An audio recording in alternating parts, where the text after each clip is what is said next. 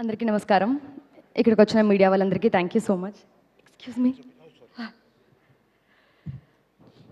Kiran sir, actually ఈ భాను క్యారెక్టర్కి select చేసినందుకు నేను చాలా హ్యాపీగా ఫీల్ అయ్యాను.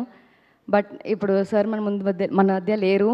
బట్ ఓకే, ఈ ఫిలిం మా అందరికీ గిఫ్ట్ అనుకోవాలి. అండ్ ఇంకా మా కింగ్ మా Jackie, very good co actress. And నిజంగా నాకు ఏం మాట్లాడే అర్థం కావట్లేదు.